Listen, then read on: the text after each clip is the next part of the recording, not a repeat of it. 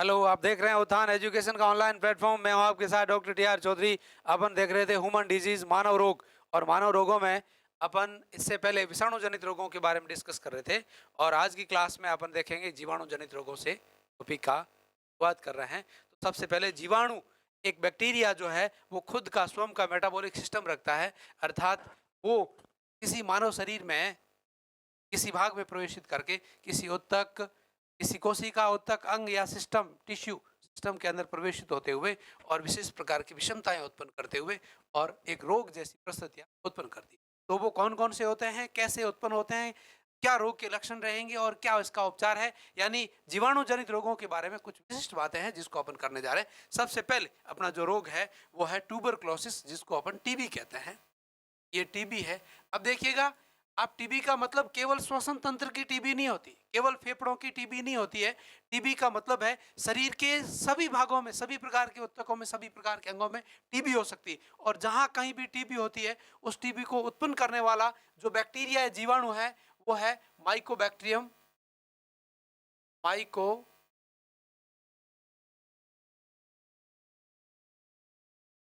Tuberculosis, mycobacterium tuberculosis.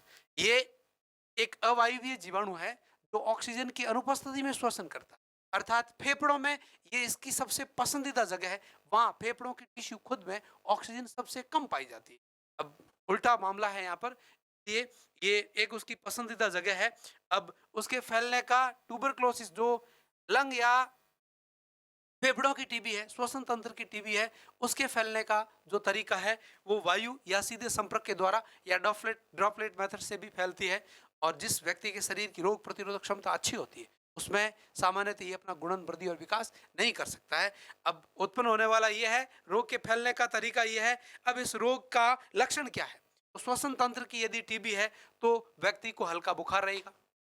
और सबसे important जो इसका लक्षण है वो है कि लंबे समय तक खांसी आएगी। अर्थात यदि किसी व्यक्ति को 7 दिन से अधिक की खांसी लगातार आ रही है तो उसे जाकर के अपना स्पुटम जांच करवानी चाहिए। अर्थात ट्यूबरक्लोसिस या टीबी के लिए राज्य सरकार और केंद्र सरकार ने स्पुटम जांच, अर्थात खेंगारे की, बलगम की, थूक की जांच, थूक का मतलब जो आपका स्पुटम निकलता है उसकी जांच है वो की जाती है। अब खांसी के साथ हल्का बुखार बना रहेगा और बलगम बाहर निकलेगा जो हल्के पीले रंग का होगा। रोगी को भूख कम लगेगी और लगातार उसका भार है वो कम होता रहेगा। उसका अगला जो लक्षण है, वो सबसे इंपॉर्टेंट लक्षण है, वो है नाइट स्वेटिंग, अर्थात रात्रि के समय में यदि रोगी को पसीना होता है तो वो ट्यूबर, खांसी भी है, रात्रि के समय में पसीना हो रहा है, भूख कम लग रही है, लगातार हल्का बुखार बना हुआ है, पीले रंग का बलगम निकल रहा है और रोगी के भार में लगातार कमी हो रही है, तो ये सारे के सारे ट्यूबरक्लोसिस यानी टीबी के लक्षण है। उपचार क्या है? डॉट्स चिकित्सा चलती है जिसमें राज्य सरकार के द्वारा निःशुल्क औषधि दी जाती है। यह है ट्यूबरक्लोसिस के बारे में। अगला जो रोग है वो टाइफाइड है, बहुत इंपॉर्टेंट डिजीज है। Typhoid, salmonella typhi.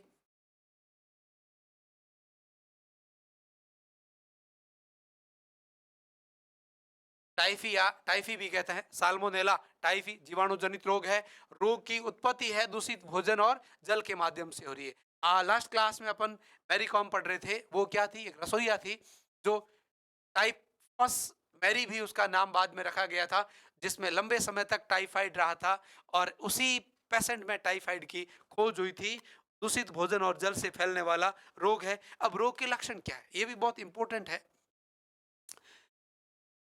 जीवाणु जनित रोग उत्पत्ति साल्मोनेला टाइफी से। रोग के लक्षण है, रोग की प्रारंभिक अवस्था में हल्का बुखार, शरीर में दर्द, गैस रहना और कॉन्स्टिपेशन, यानी पेशेंट को कब्जियत रहती है, कॉन्स्टिपेशन प्रॉब्लम रहती है। साथ ही साथ भूख लगने में कमी रहेगी, सिर दर्द रहेगा। और रोग जैसे जैसे आगे बढ़ता जाएगा वो सिर दर्द की जो प्रॉब्लम है वो उसके फीवर में कन्वर्ट हो जाएगी, अर्थात माइल्ड फीवर है वो हमेशा बना रहेगा। साथ ही साथ ऐसे रोगी में मुख्यतः जो चीज देखने को मिलती है वो है कि द्वितीय सप्ताह में पैर व छाती पर छोटे छोटे स्पॉट उत्पन्न हो जाते हैं, गुलाबी रंग के उभरे हुए धब्बे उत्पन्न हो जाते हैं। बहुत इंपॉर्टेंट लक्षण बता रहा हूं। कभी कभी क्या होता है, रोग के लक्षण प्रश्न में पूछ दिए जाते हैं और नीचे ऑप्शन दिए जाते हैं। रोग के लक्षण है वो प्रश्न में लिख दिए जाते हैं और नीचे रोग के लक्षण लिख के बाद में लिखा जाता है ये किस रोग के लक्षण है वो है।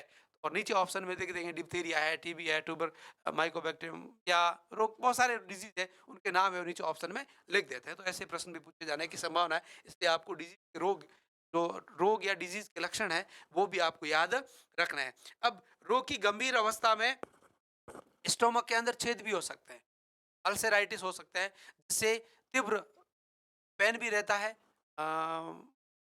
उदर यानी पेट का दर्द भी रहता है, साथ ही साथ में दस्त है बाद में लगनी शुरू, साथ रक्त मिश्रित हो सकता है। अब अगला है कि इस रोग का निदान क्या है या इस रोग के परीक्षण के लिए या इस रोग की पता लगाने के लिए कौन सा परीक्षण किया जाता है, बहुत इंपॉर्टेंट है।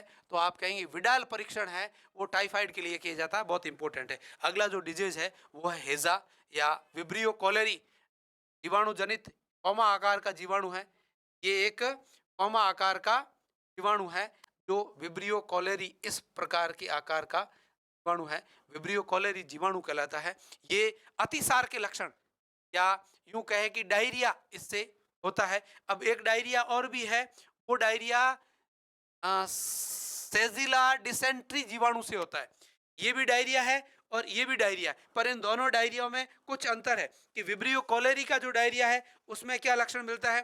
तो आप कहेंगे ये जो है वो पतले चावल के धोवन समान दस्ते लगती है। इसमें बहुत इंपॉर्टेंट बात बता रहा हूं, विब्रियो कोलेरा पेट में मरोड़ के साथ दर्द रहता है और अधिक प्यास लगती है, डिहाइड्रेशन हो जाता है, इलेक्ट्रोलाइट्स की कमी आ जाती है, अर्थात इंटेस्टाइन में सूजन आ जाता है इस विब्रियो कोलेरा जीवाणु के संक्रमण से, जिससे इंटेस्टाइन में रीअब्जॉर्प्शन के समय या एब्जॉर्प्शन का जो समय होता है फूड एब्जॉर्प्शन का, उस टाइम इलेक्ट्रोलाइट्स और न्यूट्रिएंट्स का अवशोषण मैन रूप से नहीं हो पाता है, जिससे ये डिहाइड्रेशन और पेशेंट अत्यधिक कमजोर हो जाता है। ये रोग भी दूषित भोजन और जल से फैलने वाला रोग है। अगला है डिप्थेरिया, बहुत इंपॉर्टेंट डिजीज है डिप्थीरिया। ये कॉर्नी बैक्टीरियम डिप्थेरी से उत्पन्न होता है। रोग कारक कौन है? Corny bacterium diphtheriae. रोग का फैलने का जो तरीका है, संचरण की जो तरीका है, वो वायु या सीधे संपर्क में। इस पेशेंट के गले में खराश रहती है और गले में कैल्शियम कार्बोनेट के क्रिस्टल जम जाते हैं। डिप्थीरिया बहुत इंपॉर्टेंट डिजीज है। गले में कैल्शियम कार्बोनेट के क्रिस्टल है वो जम जाते हैं। हल्की खांसी के साथ गल भारी, इसको गलसुआ भी कहते हैं। इस रोग को मोती जरा भी कहते हैं। डिप्थीरिया को मोती जरा, इसको गलसुआ भी कहते हैं। कॉर्नी बैक्टीरियम डिप्थीरी जीवाणु जनित रोग है जिसमें गले के अंदर खराश, हल्की खांसी और गले में कैल्शियम कार्बोनेट क्रिस्टल जम जाने से गला अत्यधिक खुरदरा और ऐसे लगता है कि अंदर कुछ अटका हुआ है और साथ ही साथ आवाज भारी हो जाती है। और रोग की क्रॉनिक अवस्था में तो ये जीवाणु है वो मस्तिष्क और हार्ट तक जाकर के वहां पर भी संक्रमण उत्पन्न कर हार्ट की मेन वाहिनियां जो होती है, धमनियां होती है, वहां अवरोध उत्पन्न कर सकते हैं, मस्तिष्क में भी अवरोध उत्पन्न कर सकते हैं, अर्थात पैरालिसिस या हार्ट अटैक की गुंजाइश भी उत्पन्न हो सकती है इस डिप्थीरिया की क्रॉनिक स्टेज के अंदर। तो ये है जीवाणु जनित डिप्थीरिया। अगला है लेप्रोसी, जिसको हैंसन डिजीज भी कहते हैं, कुष्ठ भी कहते हैं। लेप्रोसी भी इसी का नाम है, कुष्ठ इसी का नाम है, हैंसन का रोग इसे ही कहते हैं। अब ये माइकोबैक्टीरियम लेप्राई नामक जीवाणु से, माइक्रोबैक्टीरियम लेप्राई नामक जीवाणु से उत्पन्न होने वाला जीवाणु जनित रोग है जिसमें त्वचा पर गंभीर घाव उत्पन्न हो जाते हैं और त्वचा के संक्रमण में पेशेंट को अत्यधिक खुजली आती है और साथ ही साथ रोग की गंभीर अवस्था में जो पेशेंट की डिस्टल ऑर्गन होते हैं, जैसे ये दूरस्थ अंगुलियां, पांव की अंगुलियां गिर जाती है, तंत्रिका तंतु मुक्त हो जाते हैं और इसके जो संक्रमण है वो तंत्रिका तंतु तक चले जाते हैं। कुष्ठ अनुसंधान केंद्र खोले हुए हैं जहां पर इस रोग पर गंभीर अध्ययन करके और इसकी एंटीबैक्टीरियल मेडिसिन के द्वारा इसका उपचार भी किया जा सकता है या इसी उपचार करने योग्य रोग है। अगला है काली खांसी, जिसको वुपिंग कप कहते हैं, इसको कुत्ता धाई भी कहते हैं, जिसमें पेशेंट जो है वो वूप की आवाज के साथ, वूप वूप वूप वूप की आवाज के साथ लंबे समय तक खांसता रहता है। बार्ड्यूटेला पार्ट्यूसिस, बार्ड्यूटेला पार्ट्यूसिस नामक जीवाणु से उत्पन्न होने वाला जीवाणु जनित रोग है, जो श्वसन मार्ग में संक्रमण उत्पन्न करता है। फेफड़ों की कुप्पिकाओं को संकुचित कर देता है ये जीवाणु, जिससे पेशेंट को उत्क्लेशन या एल्व्यूलाई में उत्प्रेरण के कारण लंबे समय तक खांसी आती है। और वो खांसी लंबे समय, जिस प्रकार से कुत्ता भौंकता है उस प्रकार से पेशेंट की पुप की आवाज के साथ खांसी आती है। जीवाणु जनित रोग है जो सीधे संपर्क से या वायु के माध्यम से ये उत्पन्न होता है। अगला है निमोनिया। ये भी जीवाणु जनित रोग है जिसकी उत्पत्ति स्ट्रेप्टोकोकस निमोनियाई।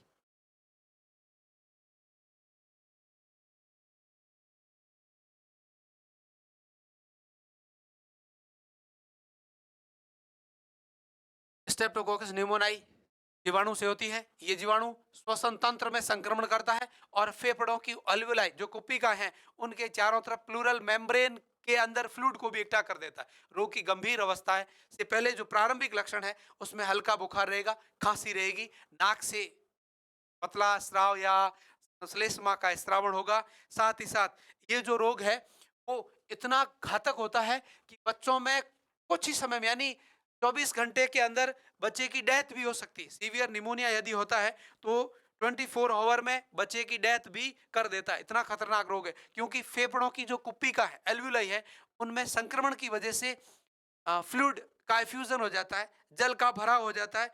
और इस जल भराव के कारण रोगी को श्वास लेने में दिक्कत होती है, अर्थात रेस्पिरेटरी अरेस्ट की कंडीशन में चला जाता है पेशेंट। अब प्रारंभिक स्टेज जब होती है तो हल्का बुखार और वो कंपकंपी, फीवर विथ राइगर, कंपकंपी के साथ बुखार आएगा पेशेंट को। साथ ही साथ रोगी के श्वास लेने में दिक्कत होने लगेगी, स्वर कंठ भारी हो जाएगा और ऐसे लगेगा कि जैसे मेरी श्वास नहीं चल रही है। इसी अवस्था में यदि उपचार मिल जाता है तो ठीक है, नहीं तो रोग की गंभीर अवस्था में जो फेफड़ों की चारों तरफ की विसरल पेरिटोनियम है, उस पेराइटल पेरिटोनियम और विसरल पेरिटोनियम के बीच में फ्लूइड का इफ्यूजन या प्लूरल इफ्यूजन बोलते हैं, जिसको जमा हो जाता है और पेशेंट को लगातार लंबे समय तक बुखार बना रहता है। तो रोग की उत्पत्ति स्ट्रेप्टोकोकस निमोनियाई या हीमोफिलस इन्फ्लुएंजाई, एक और जीवाणु है हीमोफिलस इन्फ्लुएंजाई, दो जीवाणुओं के कारण इस रोग की उत्पत्ति होती है। एंटीबैक्टीरियल मेडिसिन है वो काम आती। अगला है टेटेनस या टेटनस कहते हैं इसको। ये धनुष रोग भी कहलाता है। धनुष रोग क्यों कहते हैं भाई?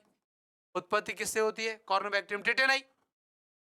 कॉर्नोबैक्टीरियम टेटेनाई इसका रोग कारक कॉर्नोबैक्टीरियम टेटेनाई। अब इसको धनुष रोग क्यों कहते हैं? ये जो जीवाणु है वो सेंट्रल नर्व सिस्टम में इन्फेक्शन करता है और ये सेंट्रल नर्व सिस्टम बॉडी की जो ऐच्छिक पेशियां हैं, वॉलेंट्री मसल्स है, उन पेशियों में अनैच्छिक संकुचन होता है। और ये जो पीठ की पेशियां हैं, इन पेशियों में अनैच्छिक संकुचन के कारण पेशेंट यूं पीछे की ओर मुड़ना लगेगा और पांव भी पीछे की तरफ आएगा, इधर का पार्ट पीछे जाएगा तो पेशेंट मुड़ करके और इस प्रकार से धनुष के आकार का हो जाता है। इसलिए इस रोग को धनुष का डिजीज या टिटनेस रोग कहते हैं। कार्नोबैक्टीरियम टिटेनी नामक जीवाणु से उत्पन्न होने वाला रोग है। इस रोग की जो फैलाव है या संक्रमण का माध्यम है वो घाव है, अर्थात घाव के माध्यम से इसके जीवाणु शरीर में प्रवेश करते हैं। इसके जीवाणु मिट्टी में पड़े रहते हैं। टाइफाइड के जीवाणु भी मिट्टी में मिलते हैं, अधिकांश टाइफाइड के जीवाणु मिट्टी में मिलते हैं। जिन पेशेंट को बार बार टाइफाइड होता है उनको मिट्टी से हाथ साफ नहीं करने चाहिए, मिट्टी से बर्तन नहीं साफ करने चाहिए, अर्थात हाथ को साफ करने के लिए, बर्तनों को साफ करने के लिए साबुन का प्रयोग करें तो टाइफाइड की वापस बार बार संक्रमण की गुंजाइश घट जाती है। वैसे ही किसी व्यक्ति के यदि जंग का, लोहे का या ऐसा घाव लगता है तो उस जंग में ये कार्नोबैक्टीरियम टिटेनाई की जीवाणु होने की संभावना सबसे अधिक रहती है, जिससे ऐसी अवस्था में टेटेनस टॉक्साइड का जो टीटी इंजेक्शन लगता है वो लगा लेना चाहिए, जिससे इस रोग की गुंजाइश कम हो जाती है। रोग की गंभीर अवस्था जो मैं बता रहा हूं उसमें धनुष के आकार का शरीर हो जाता है, इसलिए इसको धनुष रोग भी कहते हैं। अब अगला है डायरिया या बैक्टीरियल डायरिया भी कहते हैं, बैक्टीरियल डिसेंट्री भी कहते हैं इसको। ये सेजिला डिसेंट्रियस वायरस, सॉरी, सेजिला डिसेंट्रियस जीवाणु से उत्पन्न होने वाला रोग है जो अत्यंत घातक डिहाइड्रेशन करता है। और इस डिहाइड्रेशन के कारण रोगी का जो आंत है वो अत्यंत मरोड़ के साथ दस्तें लगती है और दस्तों में जो पानी निकलता है, जल का उत्सर्जन होता है, वो चावल के धोवन के समान होता है, अर्थात श्वेत रंग की चावल का धोवन, श्वेत रंग की यदि दस्तें लग रही है और वो बिल्कुल पानी जैसी दस्त लग रही है, मरोड़ के साथ दस्त लग रही है, तो इस अवस्था में जो डिजीज उत्पन्न हो रहा है उसको आप सेजिला डिसेंट्रिया बैक्टीरियल डायरिया कहते हैं, जिसमें अत्यधिक कमजोरी हो जाती है, इलेक्ट्रोलाइट का एब्जॉर्प्शन नहीं हो पाता है, भोजन का पाचन और अवशोषण नहीं हो पाता है। इस अवस्था में जो रोग उत्पन्न होता है उसको आप डायरिया, बैक्टीरियल डायरिया, डिसेंट्री कहते हैं। अगला है प्लेग। बहुत ही सामान्य रोग है, किंतु ये कभी कभी महामारी के रूप में भी फैल जाता है। रोग उत्पन्न करने वाला जो जीवाणु है उसको पैचुरेला पेस्टिस या यार्सेनिया पेस्टिस भी कहते हैं। रोग कारक जीवाणु है वो पैचुरेला पेस्टिस या यार्सेनिया पेस्टिस भी कहलाता है। रोग को उत्पन्न करने का जो वाहक होता है वो आर्थ्रोपोडा संघ का जीव पिच्छू होता है, जो चूहों पर रहता है, अर्थात चूहे इस रोग के वाहक होते हैं। चूहों पर स्थित रहने वाला पिच्छू है, वो जब मनुष्य को काटता है तो उसके अंदर उपस्थित ये बैक्टीरिया मानव के रक्त में चले जाते हैं और रोग उत्पन्न करते हैं, जिसमें श्वसन तंत्र के संक्रमण के साथ साथ जो लिम्फोइड सिस्टम है, बॉडी का लिम्फ सर्कुलेटरी सिस्टम है, उसमें भयंकर संक्रमण होता है, जिससे लिम्फ ग्लैंड, लिम्फ टिश्यू जितने भी होते हैं वो सूज जाते हैं और रोग की टर्सरी स्टेज में पेशेंट की due to loss immunity and respiratory deformity के कारण डेथ भी हो जाती है। ये बीमारी सूरत में एक बार गंभीर एक एंडेमिक डिजीज के रूप में फैली थी और लोगों को सूरत छोड़ छोड़ के भागना पड़ा था। ऐसी स्थिति में ये प्लेग रोग उत्पन्न हुआ था। यार्सिनिया पेस्टिस या पैचुरेला पेस्टिस से उत्पन्न होने वाला जीवाणु जनित रोग है। तो ये है जीवाणुओं से उत्पन्न होने वाले मुख्य मुख्य रोग, उनके रोग कारक, उनकी संक्रमण का माध्यम और इनके विशिष्ट जो लक्षण थे उनके बारे में अपन ने डिस्कस किया। अगला है प्रोटोजोआ से उत्पन्न होने वाले रोग। आप जानते हैं प्रोटोजोआ एनिमल क्लासिफिकेशन सबसे सरल जीव होते हैं, सबसे सरल एक कोशिकीय जीव होते हैं, जो प्रथम यूकैरियोटिक जीव है। इससे पहले वाले जो बैक्टीरिया और वायरस आप देख रहे थे वो प्रोकैरियोटिक जीव है, अर्थात उन जीवों में पूर्ण विकसित केंद्रक और एक उच्च विकसित कोशिका अंगक जो है वो अनुपस्थित रहते हैं, इसलिए वो आद्य कोशिकीय कहलाते थे। और ये जो जीव है वो प्रथम यूकैरियोटिक जीव है जिसमें पूर्ण विकसित केंद्रक भी होता है। और अधिकांश जो इस संघ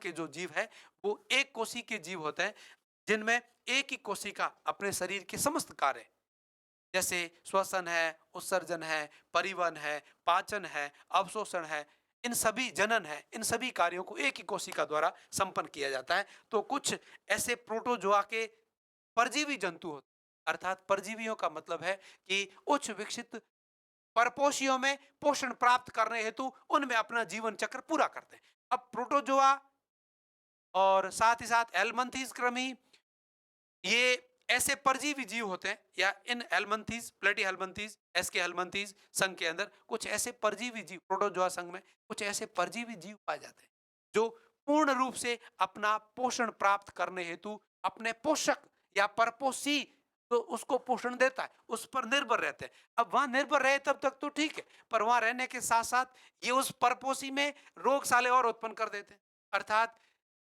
और ये अगली बात ये कि प्रकृति ने इन जीवों में इतनी अनुकूलताएं डाली है कि ये दो दो तीन तीन परपोषियों में घूमते हुए अपना जीवन चक्र पूरा करते हैं। अपन तो अपना खुद का जीवन चक्र अपन खुद आराम से जी नहीं पाते हैं, जिसमें बहुत सारे डिस्टर्बेंस उत्पन्न हो जाते हैं और बीच में ही कई कई लोगों को जीवन जीते जीते छोड़ के जाना पड़ता है। और ये ऐसे जीव है प्रकृति में इतना संघर्ष करते हैं कि एक जीव, जैसे सबसे पहले यहां मैंने मलेरिया लिखा है, इस मलेरिया की उत्पत्ति प्लाज्मोडियम परजीवी के द्वारा उत्पन्न होता है, या इस प्लाज्मोडियम परजीवी के द्वारा मलेरिया रोग होता है। अब रोगाणु का मतलब ये प्रोटोजोआ सब के सब क्या है, ये जो भी लिखा हुआ ये सब सारे जीव है वो प्रोटोजोआ है। और परजीवी इसलिए क्योंकि दूसरे परपोषियों में अपना जीवन चक्र पूरा करते हुए पोषण प्राप्त करते हैं, मजे करते हैं। अब देखो, अब इनमें प्रकृति ने इतनी अनुकूलता डाली है कि ये दो दो तीन तीन परजीवियों में घूमकर अपना जीवन चक्र पूरा कर लेते हैं। सोचो आप बात को, कितनी बड़ी बात है।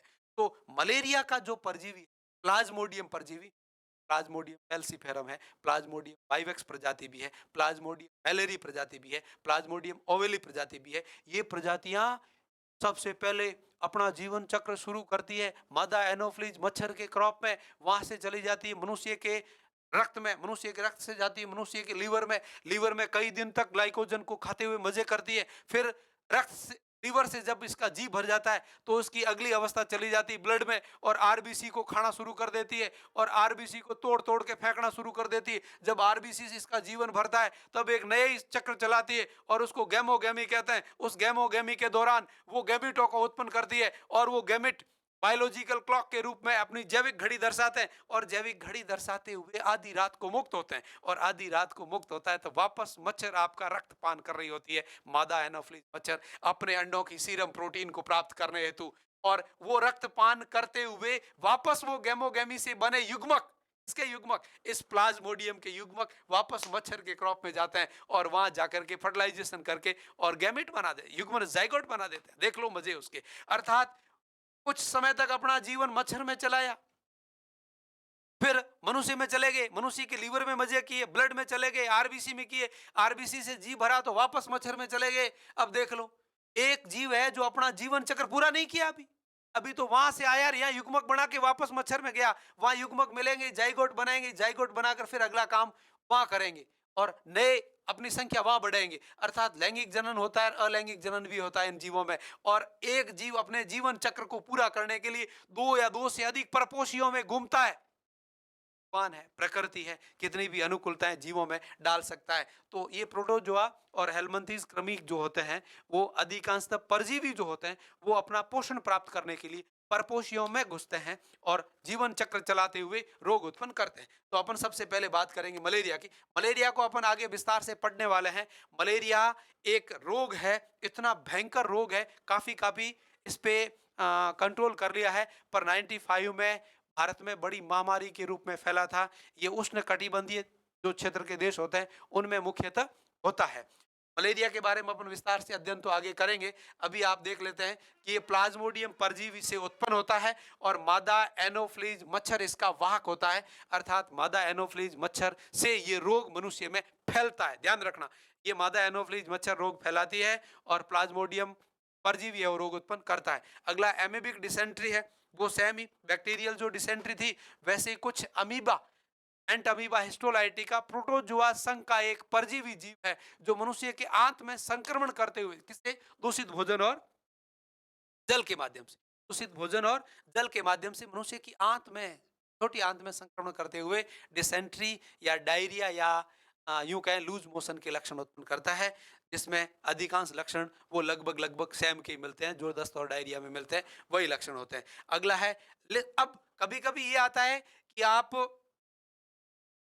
अमीबिक डिसेंट्री और कोलेरा, विब्रियो कोलेरा का संक्रमण और एक ये सेजिला डिसेंट्री, ये तीन प्रकार के अलग अलग रोगाणु हैं, तीन प्रकार के अलग अलग पैथोजन हैं और इनके लक्षण है वो लगभग लगभग मिलते हैं। तो आप इन तीनों में विभेदन कैसे करेंगे, आप कैसे पता लगाएंगे कि ये बैक्टीरियल है और ये है वो प्रोटोजोल है। तो प्रोटोजोल जो होता है उसमें मल श्लेष्मा से आवृत आता है, अर्थात मल के ऊपर अत्यधिक मात्रा में श्लेष्मा रहती है। श्लेष्मा की मात्रा अधिक है मतलब है कि प्रोटोजोन है, और श्लेष्मा न आकर के चावल के धोवन के समान पतली दस्त लगती है तो आप समझ लेना कि डायरियल सॉरी वो है डिसेंट्री। कौन सी, सेजिला के कारण डिसेंट्री। और मरोड़ के साथ पेट में घाव के साथ पस और रस्सी के साथ यदि आ रहा है तो विब्रियो कोलेरा का संक्रमण है। ये तीनों के मूल डिटर्मिनेशन का जो लक्षण है वो ऐसा रहता है। अब ये दूषित भोजन और माध्यम जल से फैलता है, amoebic dysentery and amoeba histolytica से उत्पन्न होता है। अगला है लिस्मानियासिस, जिसको काला अजर रोग कहते हैं, बहुत इंपॉर्टेंट है। लिस्मानिया डोनेविली, लिस्मानिया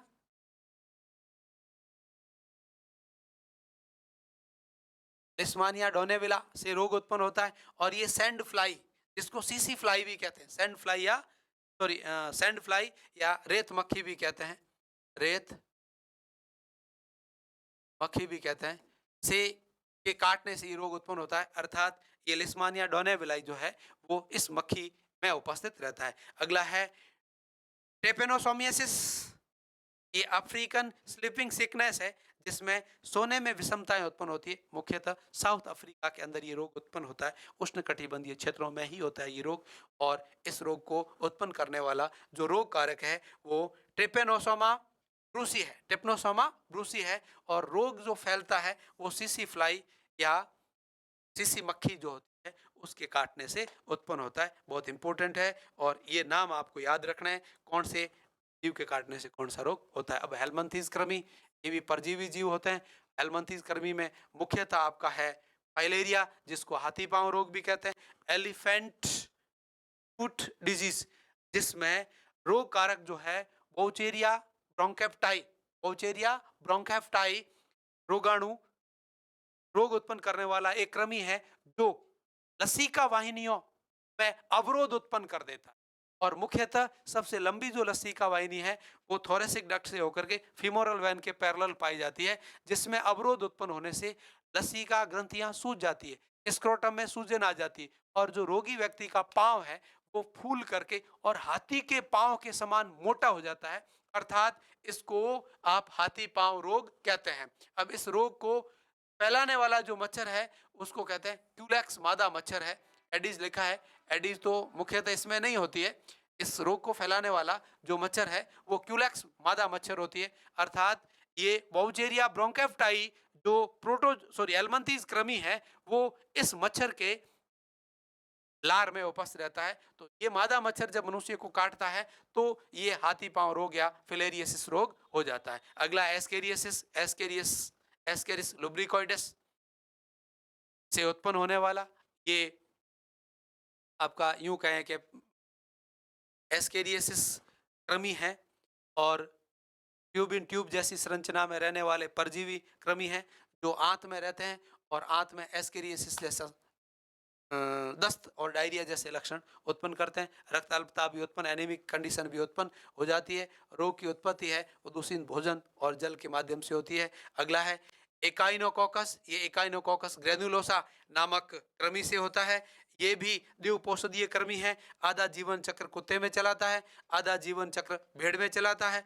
भोजन, दूषित भोजन और जल के माध्यम से रोग फैलता है। अब अगली जो स्थिति है वो अपन यौन संचरित रोगों के बारे में सिंपल सी बात कर लेते हैं। ये यौन संचरित रोग सामान्यतः या तो जीवाणु जनित होते हैं या फिर विषाणु जनित होते हैं। विषाणु जनित यौन संचरित रोग आपका एड्स है। इस रोग के बारे में अपन विस्तार से आगे पढ़ने वाले हैं। फिर भी संक्षिप्त में आपको ये बता दूं, ये ह्यूमन इम्यूनो वायरस एक एसएस या सिंगल स्ट्रैंड आरएनए अनुवांशिक पदार्थ के रूप में रखने वाला वायरस है जो असुरक्षित यौन संबंध के माध्यम से या ब्लड ट्रांसफ्यूजन या रोगी माता से शिशुओं में फैलता है और फैलने के बाद लंबे समय तक उस जिस व्यक्ति के शरीर में गया है उस व्यक्ति के शरीर की टी लिम्फोसाइट जो टी लिम्फोसाइट होती है उसमें से भी एक विशिष्ट प्रकार की टी लिम्फोसाइट, कौन सी T lymphocyte, helper T lymphocyte, उस हेल्पर टी लिम्फोसाइट को के अंदर अपना गुणन और वृद्धि और विकास करता है। अर्थात इसका जो वायरस है एचआईवी ह्यूमन इम्यूनो वायरस वो टी लिम्फोसाइट के अंदर जाएगा और हेल्पर टी लिम्फोसाइट का जो डीएनए है उसके साथ अपने आरएनए को जोड़ करके और by the help of reverse transcriptase enzyme की सहायता से अपना डीएनए बनाएगा और वो डीएनए उस कोशिका के डीएनए के साथ जोड़ करके उस कोशिका के समस्त मेटाबॉलिक सिस्टम को हाईजैक कर लेगा या अपने नियंत्रण में ले लेगा। अपने नियंत्रण में लेकर के अपने जो अब उसकी जरूरत होगी वैसी प्रोटीन और वैसे आरएनए अणुओं का निर्माण कर नए वायरस अणुओं का निर्माण करेगा। वो वायरस के अणु उस कोशिका के फटने से बाहर निकलेंगे और वापस नई कोशिकाओं को संक्रमित करते हुए शरीर में उपस्थित हेल्पर टी सेल की संख्या को कम कर देते। और टी सेल है वो शरीर की इम्यूनिटी को क्रिएट करती है, इम्यूनिटी को बनाती है। अब शरीर की रोग प्रतिरोधक क्षमता को बनाए रखती है। अब उसकी संख्या कम होने से ऐसे व्यक्ति की रोग प्रतिरोधक क्षमता घट जाती है और वो कई प्रकार के रोगों से ग्रसित हो जाता है, कई प्रकार की बीमारियां उसमें हो जाती है। अर्थात जब तक रोग के लक्षण नहीं आते हैं तब तक भी वो पेशेंट अर्थात वो जो रोगी है वो स्वस्थ व्यक्तियों में असुरक्षित यौन संबंध के माध्यम से इस रोग का संचरण या इस रोग को फैलाते रहता है, जिससे इस रोग की संक्रामक अवस्था अधिक घातक होने से ये रोग अत्यंत खतरनाक रोग है जिसका आज तक कोई कारगर उपाय खोज नहीं पाए हैं। अर्थात बचाव ही उपचार है। रोग हो जाता है तो इसको डेथ वारंट कहते हैं, अर्थात मृत्यु का बुलावा भी कहते हैं। अब सिफिलिस है वो जीवाणु जनित रोग है। जिसकी उत्पत्ति ट्रेपोनेमा पैलेडियम नामक जीवाणु से होती है। ट्रेपोनेमा पैलेडियम नामक जीवाणु से होती है। ये गर्भावस्था, ये जीवाणु जो है वो गर्भावस्था में अपरा द्वारा शिशु तक स्थानांतरित होने की क्षमता रखता है, अर्थात गर्भवती माता से शिशु में भी इस रोग का फैलाव हो सकता है। साथ ही साथ असुरक्षित यौन संबंध से इस रोग की उत्पत्ति होती है। रोग की 3 अवस्थाएं होती है। रोग की जो लास्ट अवस्था है, उस अवस्था में जो पेशेंट के दांत हैं उस पर श्वेत रंग के धब्बे दिखाई देते हैं। बहुत इंपॉर्टेंट पॉइंट बोल रहा हूं, श्वेत रंग के धब्बे दिखाई दे रहे हैं, जिनको हिटकिंसंस के स्पॉट कहते हैं। जो इस हिटकिंसन के स्पॉट जो इस रोग का मुख्य अभिलक्षण है। साथ ही साथ ये शरीर में बाकी जो इन्फेक्शन के सिम्टम है वो तो दिखेंगे दिखेंगे, साथ ही साथ ये शरीर के लिम्फेटिक सिस्टम जो होते हैं, ब्लड सर्कुलेटरी सिस्टम का जो लिम्फेटिक सर्कुलेटरी सिस्टम होता है, उसमें इन्फेक्शन कर और असमताएं विषमताएं उत्पन्न करते हैं। अगला है गोनेरिया। ये भी जीवाणु जनित रोग है, जिसकी उत्पत्ति नाइजेरिया गोनेरिया नामक जीवाणु से होती है। इस रोग के लक्षण भी अन्य जीवाणु जनित जो रोग है उनके समान ही है। जैसे बुखार आना है, शरीर में रोग प्रतिरोधक क्षमता घट जाती है, इसमें भी घटती है बिल्कुल। और जो पेशेंट है उसके जन्नांगों से श्वेत रंग का द्रव निकलने लगता है और उसमें बहुत सड़ी हुई बदबू भी आती है। तो ये जीवाणु जनित जो रोग है, इनके जो मुख्य लक्षण हैं वो रिप्रोडक्टिव सिस्टम या जनन तंत्र को प्रभावित करते हैं।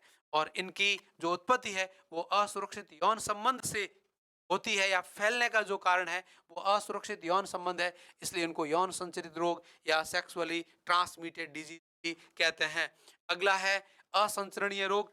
वे रोग जिनकी उत्पत्ति किसी विशेष प्रकार के रोगाणु के संक्रमण से न होकर के और शरीर में आहार विहार रहन सहन पोषक तत्वों की कमी या अधिकता या शरीर में कुछ विशेष प्रकार की ऑटोइम्यूनी क्रियाओं के द्वारा होती है, तो उनको आप असंचरणीय रोग कहते हैं। और ये रोग जिस व्यक्ति के शरीर में उत्पन्न होते हैं, व्यक्ति के शरीर में रहते हैं, अर्थात आगे एक रोगी व्यक्ति से स्वस्थ व्यक्ति में इन रोगों का फैलाव नहीं होता है। तो उनका उदाहरण है सबसे पहला मधुमेह।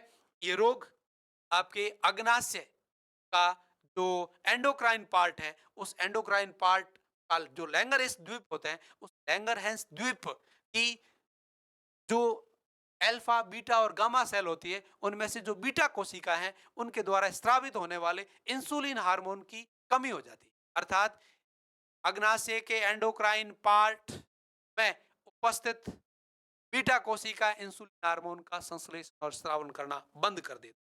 यह हार्मोन रक्त में उपस्थित ग्लूकोज के स्तर को कम करता है, अर्थात ग्लूकोज को ग्लाइकोजन में रूपांतरित कर लीवर में स्टोर करने का कार्य करता है। कौन? Insulin hormone.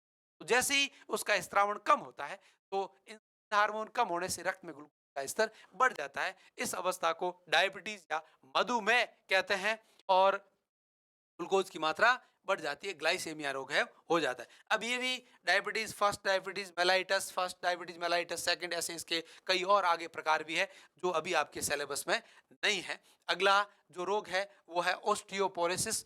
ऑस्टियोपोरोसिस में अस्थियों का जो बोन मास डेंसिटी जो है, अस्थि खनिज घनत्व जो है, वो बोन मेटल डेंसिटी जो है वो कम हो जाती, जिससे अस्थियां है वो भंगुर हो जाती, अस्थियां छिद्रित हो जाती। तो ऐसी अस्थियां आसानी से टूटने लग जाती है। तो इस अवस्था को ऑस्टियोपोरोसिस कहते हैं। ये रक्त में हार्मोनल डिफॉर्मिटी के कारण उत्पन्न होने वाले रोग है। अब रक्त के अंदर कैल्शियम की मात्रा कितनी रखनी है, रक्त से कैल्शियम को ले जाके कितना अस्थियों में जमाना है, अस्थियों में से कैल्शियम को रक्त में कितना लाना है, ये सारा का सारा विशेष प्रकार के हार्मोन पैराथायराइड ग्रंथियों से निकलने वाले हार्मोन से नियंत्रित होता है और उन हार्मोन में डिफॉर्मिटी के कारण इस रोग की उत्पत्ति होती है। अगला है कैंसर। अब देखिएगा, इस रोग की उत्पत्ति विशेष प्रकार के वायरस के कारण भी हो सकती है, कुछ विशेष प्रकार के भौतिक और रासायनिक घटकों के कारण भी हो सकती है। अर्थात कुल मिला के शरीर में ये जो रोग है वो जिसके शरीर में उत्पन्न होता है वहां से आगे दूसरे किसी शरीर में नहीं फैलता है। अर्थात इस रोग को भी आप असंक्रामक रोग या असंचरणीय रोग भी रोगी कहेंगे। कैंसर की सिंपल सी परिभाषा की बात करें तो uncontrolled division of cell also called cancer, कोशिकाओं का अनियंत्रित विभाजन ही कैंसर कहलाता है। और ये विभाजन के कारण कोशिकाएं एक विशिष्ट जगह पर ट्यूमर या गांठ या उर्बुद का निर्माण कर देती। अब वो अर्बुद अपनी घातकता के आधार कई प्रकार का भी होता है, तो इस रोग को आप आगे विस्तार से पढ़ने वाले हैं। एक तो आप मलेरिया को पढ़ने वाले हैं,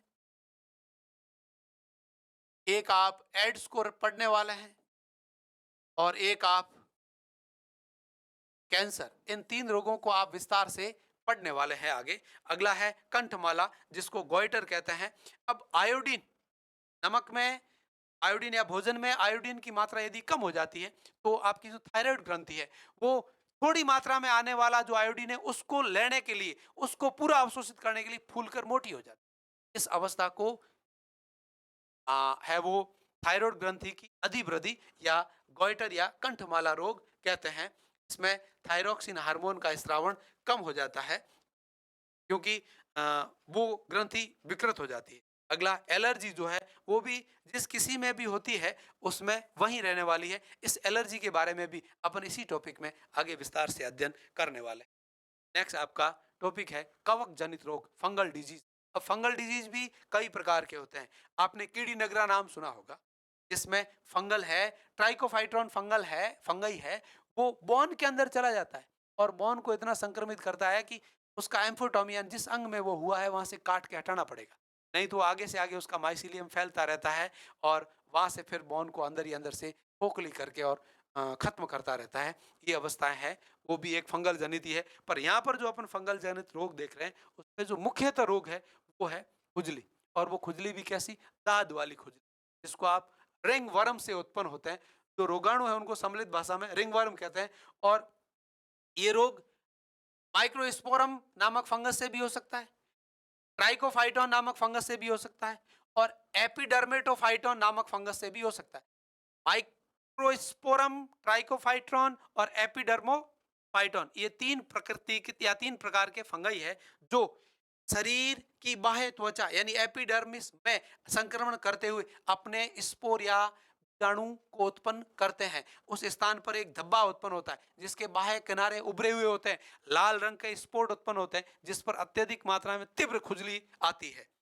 रोग के लक्षण हो गए। संचरण कैसे होता है? सीधे संपर्क से, या जो माध्यम है जैसे कपड़े हैं या उन रोगी व्यक्ति की वस्तुओं को उपयोग में लेने से रोग का संचरण होता है। उपचार क्या है? एंटी फंगल ड्रग, जैसे इट्रोकोनाजोल है, जैसे फ्लूकोनाजोल है, जैसे मिकोनाजोल है, जैसे लूलिकोनाजोल है। ये एंटी फंगल ड्रग्स है जो इस रोग के उपचार में काम आती है। तो ये तो से सारी संचरित रोग अर्थात विशेष प्रकार के रोगाणुओं से उत्पन्न होने वाले रोग। अब अपन स्टडी करेंगे मलेरिया। मैं आपको पहले ही बता रहा था कि अपन इस चैप्टर के अंदर मलेरिया, एचआईवी यानी एड्स, और कैंसर और एलर्जी जैसे रोगों को विस्तार से देखने वाले हैं। अब मलेरिया आपको पहले ही बता दूं कि ये प्रोटोजोआ जनित रोग है। कैसा रोग है? प्रोटोजोआ जनित रोग है। इसकी उत्पत्ति, रोग का सामान्य परिचय की बात करें तो ये प्रोटोजोआ जनित रोग है जो मनुष्य में तीव्र कंपकंपी के साथ बुखार उत्पन्न करवाता है। इस रोग की उत्पत्ति, जो रोग कारक है इसका, वो है प्लाज्मोडियम। कौन है? ये प्लाज्मोडियम इस रोग का रोग कारक है। और इस प्लाज्मोडियम की टोटल 4 जातियां हैं। कितनी जातियां हैं? प्लाज्मोडियम की टोटल 4 जातियां। कौन कौन सी है? पहली तो है प्लाज्मोडियम फेल्सी,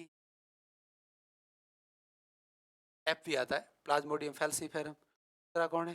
प्लाज्मोडियम वाइवैक्स। तीसरा कौन है? प्लाज्मोडियम ओवेली। और चौथा कौन है? प्लाज्मोडियम मैलेरी।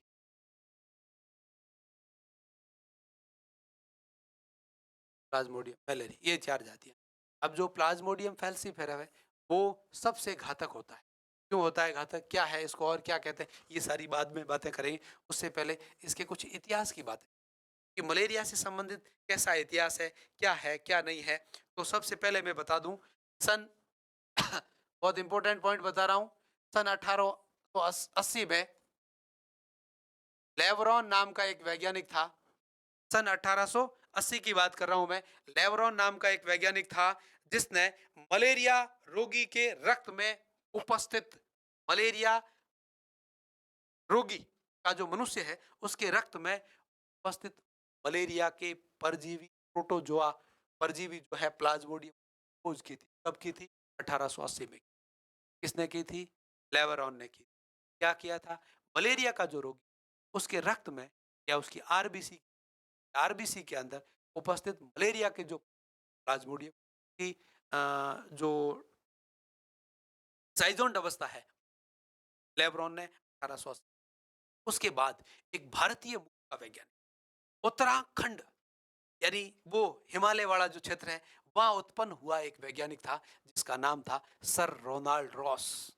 सर रोनाल्ड रॉस, जिसने, इतिहास की बात करूं तो उस वैज्ञानिक ने 1902 के अंदर मलेरिया रोग से मच्छर का संबंध खोजा था।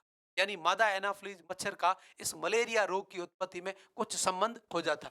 ये तो बहुत पहले, यानी इससे लगभग लगभग कितने साल पहले, 22 साल पहले उन्होंने बता दिया था कि मलेरिया रोग है वो प्लाज्मोडियम परजीवी से उत्पन्न होता है। पर कैसे उत्पन्न होता है, उसका जीवन चक्र क्या है, कैसे करता है, क्या नहीं करता है, इन सब बातों की स्टडी करके बताया था सर रोनाल्ड रोस ने।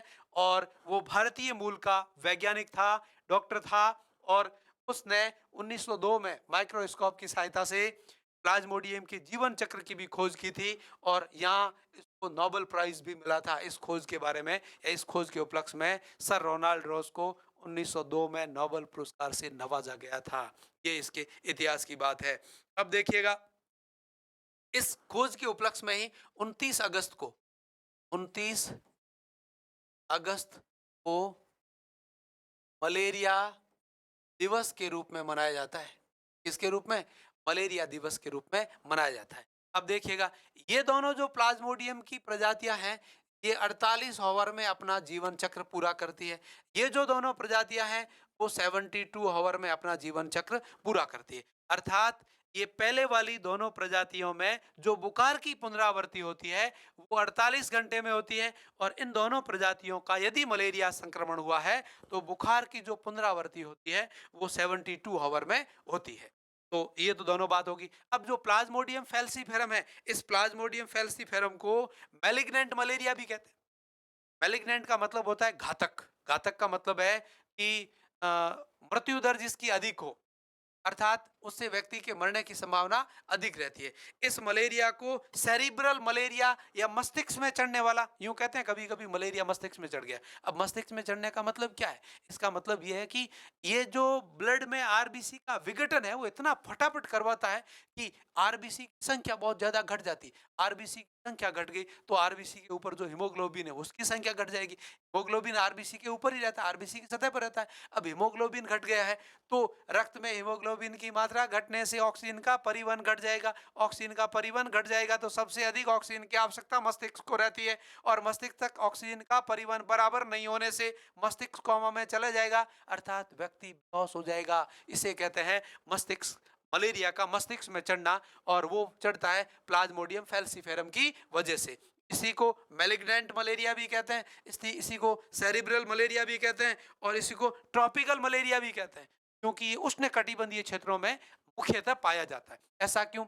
शीतोष्ण, जो शीत क्षेत्र है या शीतोष्ण क्षेत्र है वहां मलेरिया क्यों नहीं होता? तो आप कहेंगे जो वहां ठंड अधिक रहती है। और अधिक ठंड में जो ऑर्थोपोडा संघ के कीट है मच्छर, वो अपना इंसेक्टा वर्ग के जो कीट है, ऑर्थोपोडा संघ के इंसेक्टा वर्ग के जो कीट है वो अपना जीवन चक्र चला ही नहीं सकते।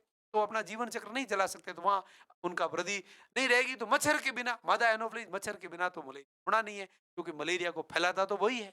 इसलिए ये ट्रॉपिकल क्षेत्र का मलेरिया भी कहलाता है। वाइवैक्स तो होता खतरनाक तो है ही, पर बहुत ज्यादा खतरनाक नहीं होता है। अब अगली बात ये आती है कि इसका रोगवाहक कौन है? ये रोगवाहक प्लाज्मोडियम और ये इसकी। अब प्लाज्मोडियम परजीवी का जीवन चक्र कैसे चलता है? प्लाज्मोडियम परजीवी अपना जीवन चक्र कैसे चलाता है? तो आप कहेंगे इसका रोगवाहक मादा एनोफ्लिज मच्छर होता है। और वो मच्छर अपने शौक से आपको नहीं काटता है, उसकी मजबूरी है बेचारे की, और उसकी मजबूरी यह है कि मादा जो मच्छर है वो अपने अंडों के बाहर की जो कवच है, उस कवच का निर्माण करने के लिए एक विशेष प्रकार की सीरम प्रोटीन की आवश्यकता रखती है, और वो सीरम प्रोटीन प्राप्त होती है आपके रक्त से। इसलिए मादा मच्छर को प्रकृति ने या गॉड ने ऐसी अनुकूलताएं दी है कि वो अपने अंडों के चारों अंडों की कवच की सीरम प्रोटीन को प्राप्त कर रहे हेतु आपके रक्त का पान करते हैं, आपका खून चूसते हैं, और खून सूचने का काम केवल और केवल मादाएं ही करती है। नर में खून सूचने की क्षमता नहीं पाई जाती।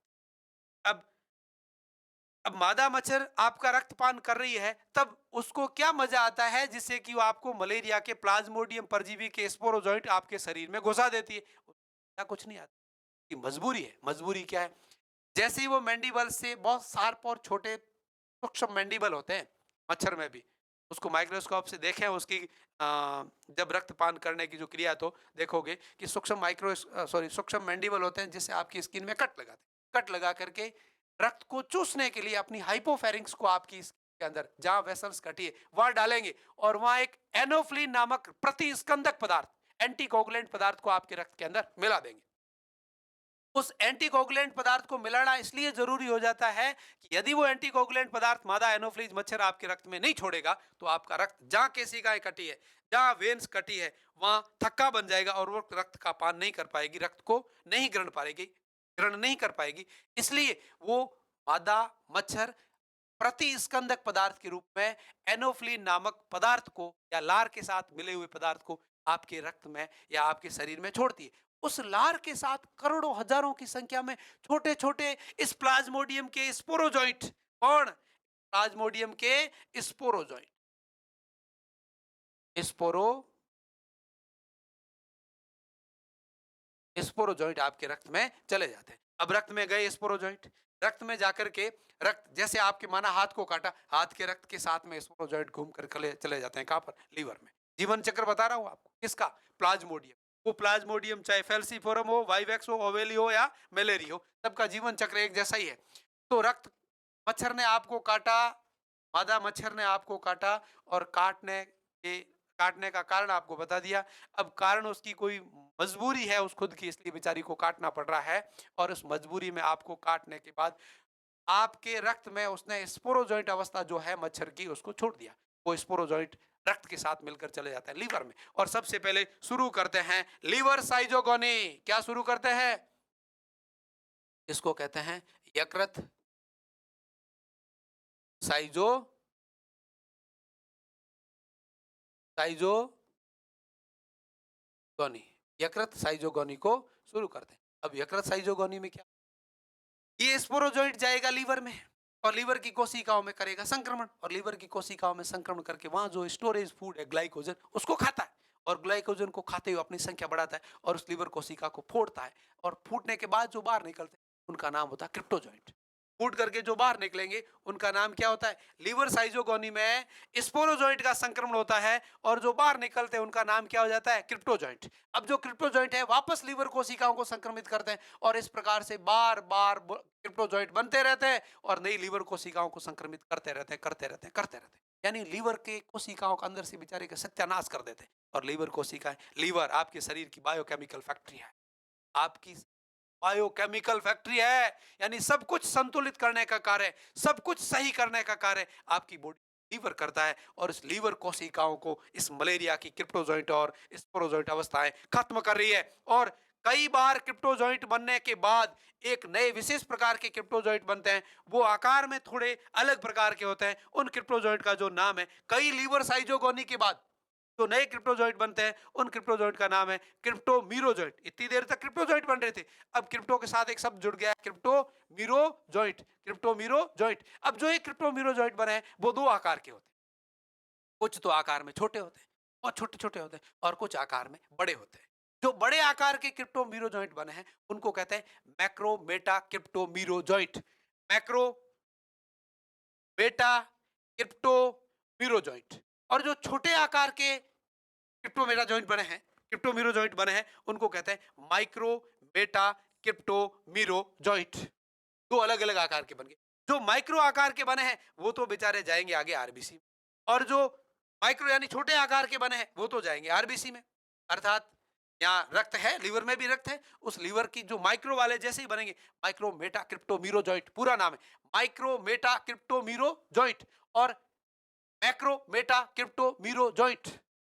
तो मैक्रो मेटा क्रिप्टोमीरो जॉइंट है वो वापस जाते हैं किसमें, लीवर सेल में, और वहीं पर लीवर साइजोगोनी चलाते हैं। व्यक्ति को भूख लगनी कम हो जाएगी, उदासी रहेगी, अर्थात जब तक मलेरिया का संक्रमण तो हो गया, अंदर ही अंदर मलेरिया के परजीवी धूम मचाए बैठा है, पर अभी तक मलेरिया के लक्षण उत्पन्न नहीं हुआ है, अर्थात फीवर विथ राइगर, कंप कंपी के साथ, दूजणी के हाथे ताव को चढ़ियो नहीं, भोपो को बढ़ियो नहीं। जितो दूजणी के हाथे ताव नहीं चढ़ी, मतलब भोपो नहीं बढ़ेगा, तब तक क्या होगा कि वो लीवर कोशिकाओं को तो अंदर ही अंदर खत्म कर देगा, लीवर को पूरी तरह से उसने डैमेज कर दिया। अब अगली स्थिति में क्या होगा, जो ये माइक्रोमेटा क्रिप्टोमीरोजॉइट बने हैं, वो क्या करते हैं, ये बेचारे माइक्रो, कौन से रे, माइक्रो वाले, कौन से आते हैं यहाँ पर, माइक्रो वाले आते, माइक्रो क्रिप्टोमीरो जॉइंट क्या करते हैं, आरबीसी में आ जाते हैं, और आरबीसी में क्या करते हैं, आरबीसी अपनी लीवर सॉरी ब्लड साइजोगोनी को शुरू कर देते हैं। कौन से वाले, माइक्रो वाले क्या करते हैं, आरबीसी में आ जाते हैं, और क्या करते हैं आरबीसी में आकर के, मैक्रो वाले क्या करेंगे, जो बड़े आकार वाले वो तो वापस लीवर कोशिकाओं में चले जाएंगे और वहीं पर संक्रमण करना शुरू कर देंगे।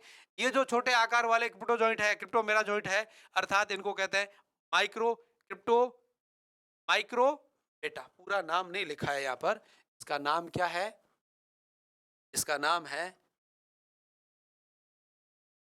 माइक्रो बेटा क्रिप्टो ये पूरा नाम, ये आता है कहां पर, आरबीसी में। और क्या शुरू करते, ये आरबीसी आपकी प्यारी दीव अवतल आकार की आरबीसी, लाल रंग की क्यों दिखाई दे, क्योंकि इसके क्रोमेटिन फाइबर पर हीमोग्लोबिन के अणु है। ये आरबीसी में घुसेंगे और ब्लड साइजोगोनी शुरू करेंगे, ब्लड साइजोगोनी शुरू करते आरबीसी के अंदर आके अपनी यंग अवस्था में रूपांतरित हो जाते हैं। जैसे ही ये micro Meta crypto Miro joint RBC में आएंगे, ब्लड साइजोगोनी शुरू करेंगे, ये अपने आकार को बढ़ाएंगे और यंग अवस्था में आएंगे, उस यंग अवस्था को कहते हैं ट्रिप्टोजॉइंट अवस्था।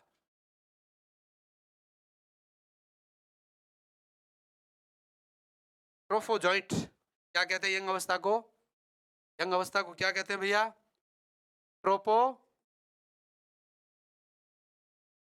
ट्रोपोजॉइंट अवस्था कहते हैं। ये ट्रोपोजॉइंट अवस्था है वो अंदर ही अंदर कई आकार में परिवर्तित हो जाती, यंग से थोड़ा और मोटा होगा तो उसको सिग्नेट रिंग स्टेज कहते हैं। इस प्रकार की अवस्था में रूपांतरित हो जाता है ये परजीवी।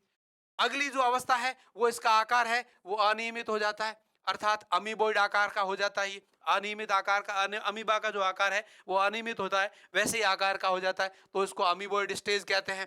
अमीबोइड स्टेज के बाद जो अगली अवस्था है वो इस आकार में दिखाई देता है, ये एक फूल के जैसा दिखाई देता है, अर्थात रोजेट स्टेज कहते हैं। अब रोजेट अवस्था के बाद इसकी जो अगली अवस्था आती है वो आती है साइजोंट अवस्था, ये उसकी पूर्ण विकसित अवस्था है। क्या है, पूर्ण विकसित अवस्था है। अच्छे क्वालिटी के जो कॉम्पिटेटिव एग्जाम होते हैं एम्स जैसे, वहां पर इस अवस्थाओं के नाम भी पूछे जा सकते हैं। अर्थात ब्लड साइजोगोनी में सबसे पहले जो यंग अवस्था का माइक्रो बेटा क्रिप्टोमीरो जॉइंट होगा वो यंग अवस्था में आएगा, तब ट्रोपोजॉइंट कहलाएगा। ट्रोपोजॉइंट के बाद अपनी सिग्नेट रिंग अवस्था में आएगा, उसके बाद अमीबोइड अवस्था में आएगा, उसके बाद रोजेट अवस्था में आएगा, और रोजेट अवस्था के बाद वो अपनी परिपक्व या मैच्योर हो जाता है और उसको कहते हैं साइजोंट अवस्था, और ये उसकी सबसे विकसित अवस्था है। इस साइजोंट अवस्था में आता है तब तक आरबीसी के अंदर जो भी हीमोग्लोबिन है, आरबीसी के अंदर क्या होता है, हीमोग्लोबिन होता है। क्या होता है भैया, आरबीसी में क्या होता है भैया, आरबीसी में क्या होता है, हीमोग्लोबिन होता है। इस हीमोग्लोबिन का निर्माण किस किस से होता है, एक तो होता है हिम प्लस होता है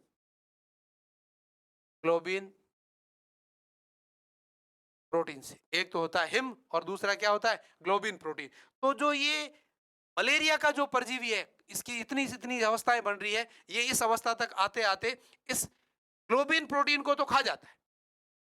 जिस प्रकार से लीवर साइजोगोनी के समय मलेरिया परजीवी का जो भोजन है वो ग्लाइकोजन होता है, उसी प्रकार से रक्त साइजोगोनी, ब्लड साइजोगोनी के समय इस मलेरिया परजीवी का जो भोजन है वो आरबीसी के अंदर उपस्थित हीमोग्लोबिन की ग्लोबिन जो प्रोटीन होती है उसको ये भोजन के रूप में खाता है। और जो शेष हिम है, इस हिम को क्या करता है, इस हिम को बदल देता है हीमोजोइन में। और ये हीमोजोइन जो होते हैं वो होते हैं पायरोजेनिक। पायरोजेनिक का मतलब है बुखार। पायरो शब्द आता है बुखार के लिए, जैनिक मतलब बुखार उत्पन्न करने वाले होते हैं। लफड़ा कर दिया ना, क्या लफड़ा किया है? ब्लड साइजोगोनी में जैसे ही इस परजीवी की अवस्था आती है, वो अपनी यंग अवस्था से अलग अलग अवस्थाओं, अलग अलग आकार और अवस्थाओं में बदलती हुई जैसे ही साइजोंट अवस्था में आती है, संपूर्ण आरबीसी में उपस्थित हिमोग्लोबिन के ग्लोबिन भाग जो होता है उस प्रोटीन को तो खा जाती है, और जो हिम लोहे वाला भाग है विसेले हिमोजॉइन में रूपांतरित कर देता है। ये विसेले हिमोजॉइन है, वो पायरोजेनिक होते हैं, मतलब बुखार उत्पन्न करने वाले होते हैं। और इस साइजोइंट अवस्था में आएगा तब तक आरबीसी पूरी फट जाएगी, और आरबीसी के फटते ही बहुत सारी संख्या में ये हिमोजॉइन मुक्त होंगे। ये हिमोजॉइन पायरोजेनिक होते हैं और व्यक्ति को कंप कंपी के साथ फीवर विद राइगर सबसे पहला सिम्टम। इससे पहले भूख तो कम लगने लग जाएगी, इधर राइट साइड में टेंडरनेस यानी यूं भराव भी रहेगा और दर्द भी रहेगा, पर हल्का सिर दर्द रहेगा, भूख में कमी हो जाएगी, यूरिन थोड़ा बहुत पीला आना शुरू हो जाएगा, पर व्यक्ति को रोग के बाकी बुखार वगैरह के लक्षण नहीं दिखते हैं। यहाँ ये अवस्था सबसे पहले होते ही खटाखट फर कंप कंपी के साथ फीवर विद राइगर मौचो ही नहीं झेलेला भैया इस स्थिति में। तो ये जो अवस्था है वो वापस इस अवस्था में फिर से ये अवस्था बनेगी। ये वापस ये चक्र चलाते हुए इस पूरे चक्र को पूरा करते हैं कितने घंटे में? 48 ओवर में। और वो फिक्स टाइम है। आरबीसी के अंदर एक साथ संक्रमण करेंगे, संक्रमण करते हजारों की संख्या में एक साथ आरबीसी को तोड़ेंगे, और तोड़ करके करोड़ों अरबों की संख्या में ये हिमोजोइन मुक्त करेंगे, और कंपकंपी के साथ वापस 48 घंटे में बुखार आता है। दो जातियां 72 घंटे में ये चक्र पूरा करती है, तो उनमें बुखार 72 आवर में आएगा, और जो जातियां 48 घंटे में अपना चक्र पूरा कर लेती है उनमें बुखार 48 आवर में आ जाता है।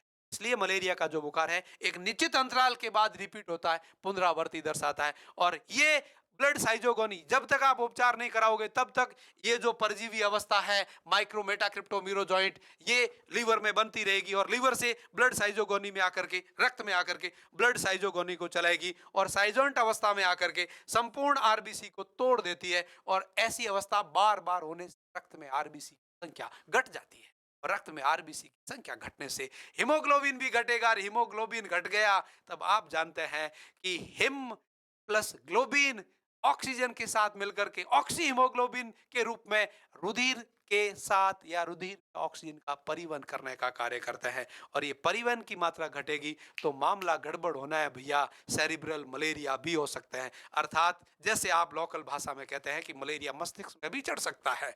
और ये अवस्था कई बार दोहराती, कई बार दोहराते दोहराते में ये जो है इसको तो रक्त साइजोगोमी कहते हैं। और इस रक्त साइजोगोनी में ये एक विशिष्ट अवस्था भी उत्पन्न करती है, उस अवस्था को कहते हैं गैमोगैमी। लौसा क्या करती है? गैमोगैमी। इस अवस्था में ये प्लाज्मोडियम परजीवी अपने युग्मकों को उत्पन्न करता है। क्या करता है इस अवस्था में? ये प्लाज्मोडियम परजीवी अपने युग्मकों को उत्पन्न करता है बाय द हेल्प ऑफ गैमोगैमी। कहां पर? In human blood. मनुष्य के ब्लड में ये गैमोगैमी की सहायता से युग्मकों को उत्पन्न करेगा। अब ये कब करेगा? तो इसके लिए कोई निश्चित टाइम पीरियड नहीं है। जब इसकी मर्जी आएगी, जब इसको लगेगा कि अब मुझे युग्मक बना करके यहाँ से भाग जाना चाहिए। मैंने यहाँ खूब मजे ले लिए मनुष्य के शरीर में, तो यकृत में भी मजे लिए, और ब्लड में आरबीसी को खत्म करते हुए हीमोग्लोबिन वैसे ग्लोबिन को खाते हुए खूब मजे कर लिए। अब मेरे को यहाँ से छुटकारा पा करके और वापस मच्छरों में चला जाना है। तब ये गैमोगेमी एक विशेष प्रकार की रक्त साइजोगोनी एक क्रिया कहाँ होगी? ब्लड के अंदर होगी। और ब्लड की आरबीसी में इन्फेक्शन होगा किसके द्वारा? इसी माइक्रो मेटा क्रिप्टोमीरोजॉइट के द्वारा। और इस विशेष प्रकार के इन्फेक्शन में एक विशेष प्रकार की ब्लड साइजोगोनी चलेगी, जिस प्रकार की साइजोगोनी को गैमोगेमी कहते हैं। और इस गैमोगेमी के अंदर ये दो प्रकार के युग्मकों का निर्माण करता है। इसको मैं हटा देता हूं क्योंकि अपने को यहाँ पर अब गैमोगेमी को समझना है, और गैमोगेमी को समझने के लिए ये अवस्था में हटा देता हूं। तो दो प्रकार के जो युग्मक है वो बनाता है। तो युग्मक, कुछ युग्मक है वो बड़े आकार के होते हैं, और कुछ युग्मक है वो छोटे आकार के होते हैं। इनको मैक्रोगैमिट कहते हैं। मैक्रो। और इनको माइक्रो। गैमिट कहते हैं। ये माइक्रोगैमिट है, वो नर युग्मक होता है, और ये है वो मादा युग्मक होता है। अब युग्मकों को जब निर्माण करेगा, अर्थात जो गैमोगैमी चलाएगा, उस समय ये बायोलॉजिकल क्लॉक रखेगा। बायोलॉजिकल क्लॉक, जैविक घड़ी। अर्थात क्या है जैविक घड़ी का मतलब, ये परजीवी कितना समझदार है, कितना छोटा सा परजीवी, और इसकी समझ देखो कि ये जो गैमोगैमी की क्रिया है वो रात्रि में आधी रात के आसपास होगी। जो मलेरिया से ग्रसित व्यक्ति है, वो जैसे ही थक के रात को सोएगा, आधी रात को गैमोगैमी द्वारा ये युग्मक रक्त में बनेंगे, और जैसे ही युग्मक रक्त में बनते हैं, इस सोए हुए मनुष्य का रक्त पान करने के लिए मादा एनोफ्लिस मच्छर इसके पास आता है, और जैसे इसका रक्त पान करता है, ये छोटे और बड़े आकार अर्थात नर और मादा युग्मक दोनों, वो मादा एनोफ्लिस मच्छर रक्त के साथ अपने शरीर में या अपने क्रॉप में वापस भर लेता है। देख लो आप इसके खटके। और जो भी नर और मादा युग्मक बने हैं, मैक्रोगैमिट और माइक्रोगैमिट बने हैं, वो मादा एनोफ्लिज मच्छर रक्त की सीरम प्रोटीन के साथ इन युग्मकों को, छोटे आकार के होते हैं, वापस अपने क्रॉप में ले जाती है, और ये युग्मक दोनों क्रॉप की भीतरी सतह पर मिलते हैं और मिलकर के एक नई संरचना का निर्माण करते हैं, जिसको कहते हैं जाइगोट या युग्मनज। क्या कहते हैं? जाइगोट या युग्मनज कहते हैं। अब जो ये जाइगोट या युग्मनज बना है, अब ये युग्मनज क्या करेगा, एक पतली लंबी संरचना के रूप में रूपांतरित होगा, और क्रॉप के जो बाह्य भित्ति है, उस बाह्य भित्ति के ऊपर आ जाता है, और वहां पर आकर के रक्त में ही युग्मकों का संलयन हो जाता है, जाइगोट बनता है, और वो पतली भित्ति के रूप में क्रॉप के ऊपर आकर के, अर्थात जो युग्मनज है वो गतिशील होता है। बहुत इंपॉर्टेंट बात बता रहा हूं, बहुत ही इंपॉर्टेंट बात बता रहा हूं। प्रकृति में केवल और केवल एक ऐसा जीव है, प्लाज्मोडियम, जिसके युग्मनज अर्थात जाइगोट गतिशील होते हैं, और इस अवस्था को उकाइनिट कहते हैं।